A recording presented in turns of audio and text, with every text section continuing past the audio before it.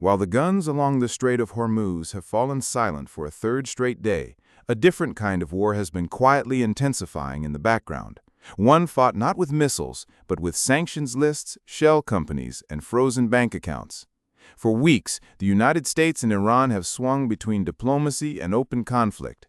In June, President Trump and Iranian President Masoud Pezeshkian signed a memorandum of understanding meant to end hostilities and reopen the Strait of Hormuz. But on July 8th, Trump declared that agreement over after the two sides traded fresh attacks.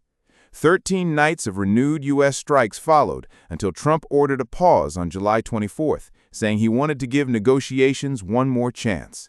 As of this week, that ceasefire is holding, and Trump has told reporters there is, in his words, a good chance of a deal, even as Iran's foreign ministry insists no formal talks are underway.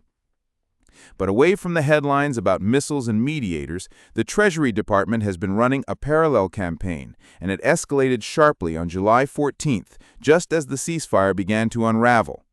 That day, the Treasury's Office of Foreign Assets Control sanctioned more than 50 individuals, companies, and vessels tied to a single network, the oil and shipping empire of Mohammad Hossein Shamkhani.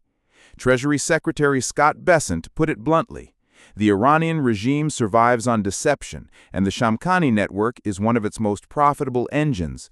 Treasury is shutting down the financial infrastructure that allows the regime to continue its threats to U.S. national security and global shipping. This wasn't a one-time action. It built on designations from July of last year and April of this year, and with this latest round, Treasury says it has now sanctioned more than 200 people, entities, and vessels connected to Shamkhani's operation. The network reaches far beyond Iran's borders. Financiers based in Dubai and the British Virgin Islands moved money through shell companies. A Singapore-based shipping firm called Sealead operated container vessels from the UAE to the Marshall Islands to India. Vessels that Treasury says carried goods not just for ordinary trade, but to Iran-backed Houthi forces in Yemen. A Caspian Sea fleet moved oil between Iran and Russia. Western nationals, a Danish executive, an Italian executive, ran day-to-day operations for a shipping oversight company at the heart of it all.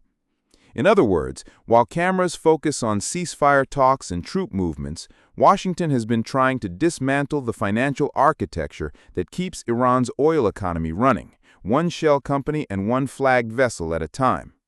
The question now is whether this economic pressure campaign will outlast the ceasefire, or whether, like the June agreement before it, this fragile pause in fighting collapses, and the region finds itself back where it started.